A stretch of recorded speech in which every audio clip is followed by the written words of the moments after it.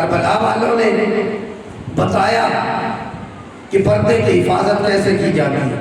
4 سال کی بچی ہے حسین، اس پہ پردہ واجب نہیں، مستحب ہے۔ یہ جملے میں اپنی ماؤں بہنوں سے مخاطب ہو کے کہہ رہا ہوں۔ ہمارے یہاں بہت ایسا ہوتا ہے، بچی 8، 10، 12 سال تک پہنچ جاتی ہے، اس کو مہذب لباس نہیں پہنایا جاتا، یہ سمجھ کے یہ تو بچی ہے۔ نہیں، اس کو بچپن سے عادت ڈالیں، مکمل لباس پہنانے کی عادت ڈالیں، ٹھیک ہے۔ یہ حسین ابن علی کے گھرانے نے دیا 4 سال کی سکینہ پہ پردہ واجب چھوڑے، مستحب بھی گئی ہے، لیکن بچی کہتی ہے میرے کانوں سے خون بہ رہا تھا، میرے رخسار نیلے تھے، دامن میں آگ لگی تھی، جب کوئی آگ بجھانے والا آیا بی بی نے روک کے کہا خبردار میرے قریب نہ آنا، میں سیدزادی ہوں اور پردے دار ہوں۔ یعنی بی بی کو کانوں کا درد بھول گیا، تماچوں کا درد بھول گیا، بچے نے کہا خبردار میرے قریب نہ آنا، میں حسین کی بیٹی ہوں، سیدزادی ہوں، پردے دار ہوں، میرے قریب نہ آنا۔ یہ کربلا والوں نے دس دیا۔ زینب کیا کہہ رہی ہے؟ آقا میرا بیٹا تو حجت خدا ہے، زمانے کا امام ہے، خیموں میں آ گئے، میرے سر پہ چادر نہیں ہے، میں جل کے مر جاؤں یا باہر نکل جاؤں؟ یعنی علی کی بیٹی کے لیے جل کے مر جانا آسان تھا، بغیر پردے کے باہر نکلنا زینب کے لیے مشکل تھا، مشکل تھا۔ یہ حجاب، اچھا حجاب کے بارے میں یہ بھی سنتے چلے جائیں، پردے کا تعلق صرف خواتین سے نہیں ہے کہ عورتیں پردہ کریں، نہیں، پردے کا تعلق مردوں سے بھی ہے۔ آپ کے لیے جائز نہیں ہے آپ اپنے بدن کو کسی نامحرم کے سامنے ننگا کر کے بیٹھے۔ لوگ نیچے دھوتی باندھ لیتے ہیں اور گرمی کا موسم ہے، نہ اوپر بنیان ہے نہ کچھ، اور ایسے گھروں کے اندر بازاروں چوکوں میں پھرتے رہتے ہیں۔ یہ آپ کے لیے شریعت نے اس کو جائز قرار نہیں دیا، کسی خاتون کے لیے جائز نہیں ہے وہ کسی نامحرم کے بدن پہ نگاہ کرے۔ اور اسی سے مسئلہ آتا ہے، یہ جو قمیضیں اتار کے ماتم کرنے والا، وہ مسئلہ اسی لیے خاتون کے لیے جائز نہیں ہے کہ وہ مرد کے ننگے بدن پہ نگاہ کرے، اس کے بدن کو دیکھنا اس کے لیے جائز نہیں ہے۔ اس لیے اگر وہ چھتوں پہ کہیں موجود ہیں تو پھر مردوں کو یہ نہیں کرنا چاہیے، اگر مرد ایسا کرے تو خواتین کے پردے میں چلا جانا چاہیے، ان کو حجاب کرنا چاہیے۔ یہ نامحرم مرد کے بدن پہ نگاہ کرنا یہ حرام ہے، جائز نہیں ہے۔ آپ کے گھر میں بیٹیاں ہیں، بہو ہیں، کزنیں ہیں، بہت ساری ہیں، آپ اپنے بدن کو ننگا کر کے نہیں بیٹھ سکتے، شریعت نے آپ کو اجازت نہیں دی ہے۔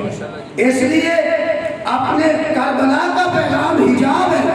اور یہ سیدہ جس کا کلمہ رسول کی بیٹی، ایک نابینا صحابی کو نبی گھر لانا چاہتے تھے، ام مکتوم اس کا نام تھا، کہا زہرا یہ میرا صحابی ہے، نابینا ہے، اجازت ہے اسے گھر میں لے آؤ۔ بی بی نے کیا فرمایا؟ بابا جان وہ نہیں دیکھ سکتا، میں تو نابینا نہیں ہوں۔ کیا وہ نابینا ہے؟ میں تو نابینا نہیں ہوں۔ بی بی نے اس کو گھر لانے کی اجازت نہیں دی، اور بی بی کا فرمان ہے عورت کے لیے سب سے بہترین چیز یہ ہے وہ نہ کسی نامحرم مرد کو دیکھے، نہ نامحرم مرد کسی خاتون کو دیکھے۔ عورت کے لیے سب سے بڑی خوبی ہے، سب سے بڑی بہترین چیز ہے وہ نہ کسی نامحرم مرد کو دیکھے، نہ کسی نامحرم مرد اس کو دیکھے۔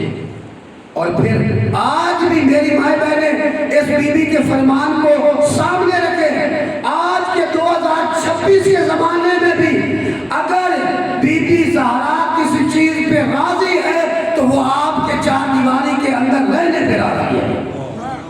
وہ گھر کے اندر، میں دلیل دیتا ہوں، گھر کے اندر رہنے پہ راضی ہے۔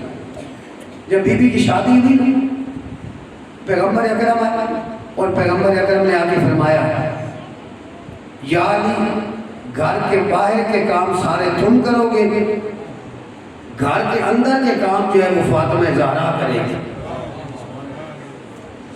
یہ نہیں کہا کہ ہماری عورتوں کی طرح کہ بازاروں میں جانا ہے، چوکوں میں جانا ہے، گلیوں میں جانا ہے، یہ سودا لے آنا ہے، وہ لے آنا ہے، نہیں۔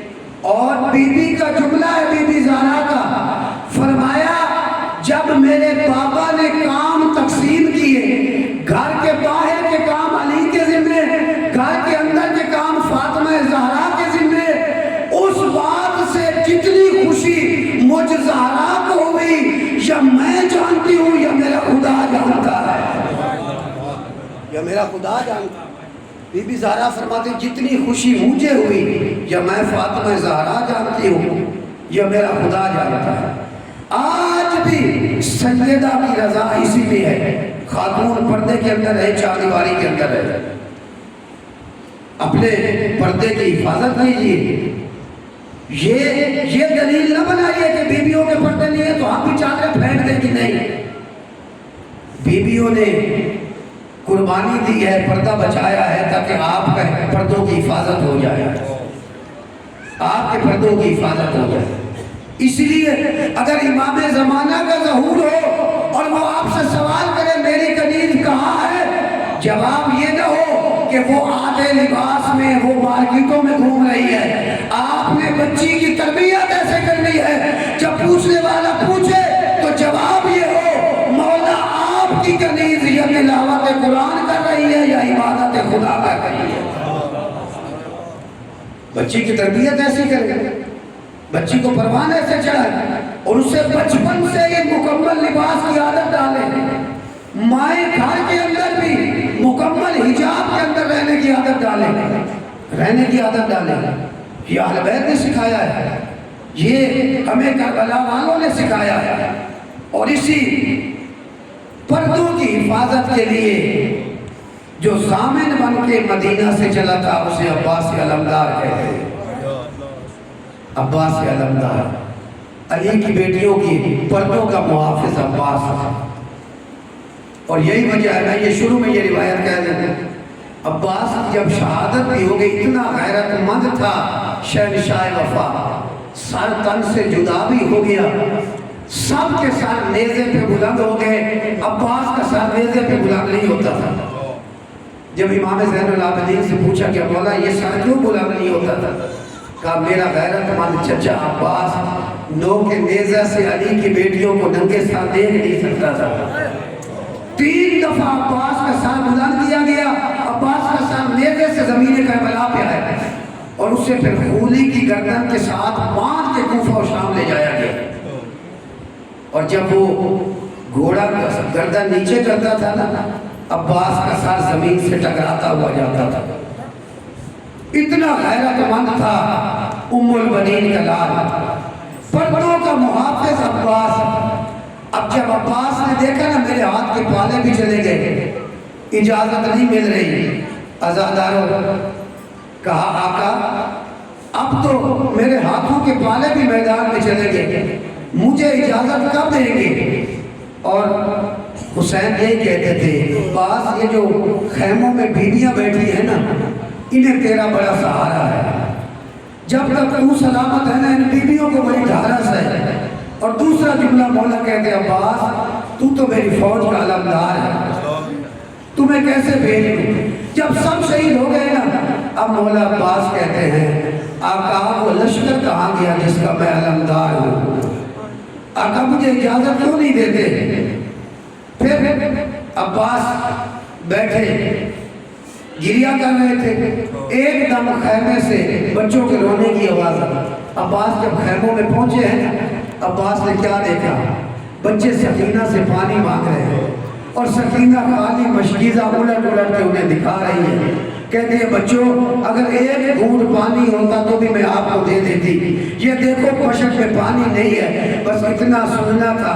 عباس کے چہرے پہ چمک آئی، عباس نے کہا شہزادی مجھے اجازت تم لے دو، پانی کی انتظام میں کرتا ہوں، پانی کی سبیل میں کرتا ہوں۔ سکینہ کو اٹھا کے لے آئے حسین کے پاس، مولا حسین نے ایک مرتبہ سکینہ کو دیکھا پھر عباس کو دیکھا، ایک جملہ کا سکینہ سوچ لینا عباس 32 سال کا ہے، تیرا بھائی اصغر 6 مہینے کا ہے، ایسا نہ ہو تیرا اصغر بھی نہ بچے میرا عباس بھی نہ بچے۔ بس عزاداروں بی بی نے اجازت لے دی، عباس نے 4000 دستے کو چیر کے فرات کے کنارے پہ پہنچے۔ عباس جب مشق کو بھرا ہے نا ایک ہی آرزو ہے یہ پانی خیموں میں پہنچ جائے۔ ادھر عمر سعد بدبخت نے کہا اگر پانی خیموں میں چلا گیا جنگ کا پاسا پلٹ جائے گا، لہذا جیسے بھی ہو پانی خیموں تک نہ پہنچ حملے شروع کرنا کیے. عباس کا دایاں بازو جب قلم ہوا نا، عباس نے علم کو تھاما بائیں ہاتھ سے. کیوں؟ عباس جانتے تھے خیمے میں بہت سی نظریں اس علم پہ لگی ہوئی ہے. جب تک یہ علم ہے بیویوں کو سہارا رہے گا. بس ایک بدبخت نے جب عباس کا بایاں بازو قلم کیا، اب عباس نے علم کو چھوڑ دیا، اب مشق کو دانتوں میں لے لیا اور یہی آرزو ہے. کہہ رہے آئے میرے راہ سوار، شاہ سوار جیسے بھی ہو مجھے خیموں تک پہنچا دے. میں سکینہ سے پانی کا وعدہ کر کے آیا تھا. بس آزادارو، اب حرملا نے ایسا تیر چلایا، یہ تیر مشق کو چیرتا ہوا عباس کے سینے میں لگ گیا. اب عباس نے کہا اے میرے گھوڑے اب مجھے خیموں میں نہ لے جا، میں پیاسی سکینہ کا سامنا نہیں کر سکتا. عباس نے گھوڑے کا رخ موڑ دیا. ایک ملعون نے تیر چلایا، عباس کی آنکھ میں لگا. بس آزادارو، عباس کے بازو نہیں ہے، سینے میں تیر ہے، آنکھ میں تیر ہے. عباس نے چاہا کہ میں گھٹنوں کے بال تیر کو نکالوں، یہ کہہ کے سر جھکایا. ایک لعین نے قرض کا وار عباس کے سر پہ کیا. عباس زین سے زمین پہ آئے. بس آزادارو، جب عباس زین سے زمین پہ آئے، عباس نے کہا آقا میرا سلام. یہ نہیں کہا میری مدد کو آئی. مولا نے کہا آج ان کا سرداری اے میری کمر ٹوٹ گئی، میرا غازی چلا گیا. عباس کی لاش پہ پہنچے ہیں. عباس نے سر میرے مولا نے اٹھایا، عباس نے سر گود میں رکھا. شہنشاہ وفا تیری عظمتوں کو سلام. اگر عباس نہ ہوتے دنیا کو وفا سمجھ میں نہ آتی. جیسے ہی سر اٹھایا کہا مولا ہو سکے تو میرا سر خاک پہ رکھ دے. کہا تجھے پسند نہیں ہے کہ تیری روح حسین کی آغوش میں نکلے؟ کہا مولا اس سے بڑی خوش نصیبی اور کیا ہوگی. لیکن مولا میں تو دیکھ رہا ہوں جب آپ زین سے زمین پہ آئیں گے آپ کا سر خاک کربلا پہ ہوگا، آپ کا سر کوئی گود میں اٹھانے والا نہیں ہوگا. عباس کی وفا کو گوارا نہیں ہے. میں چاہتا ہوں جہاں آقا کا سر ہو وہی عباس کا سر ہو. پھر کہا مولا میں نے اپنی ماں سے سنا تھا، میں دنیا میں آیا تو میں نے پہلی زیارت آپ کے چہرے کی تھی. میں چاہتا ہوں میں آخری زیارت بھی آپ کے چہرے کی کر لوں. مولا آپ کو زحمت نہ دیتا، اگر میرے بازو سلامت ہوتے مولا میری آنکھ سے تیر نکالیے، خون صاف کیجئے تاکہ میں آخری مرتبہ اپنے زمانے کے امام کی زیارت کر سکوں. اور کہا مولا میرے لاشے کو خیمے میں نہ لے جانا، مجھے سکینہ سے شرم آتی ہے. یہی وجہ ہے عباس کا تابوت نہیں اٹھتا، عباس کا علم اٹھتا ہے. عباس نے کہا میرے لاشے کو خیمے میں نہ لے جانا. بس آزادارو، حسین نے تیر نکالا، عباس نے آخری زیارت کی. خدا حافظ. علم لے کے چلے مولا حسین. میرے مولا نے عجب جملہ کہا عباس تیرے بھروسے پہ جو آنکھیں سوتی تھی اب وہ کبھی نہیں سو پائے گی.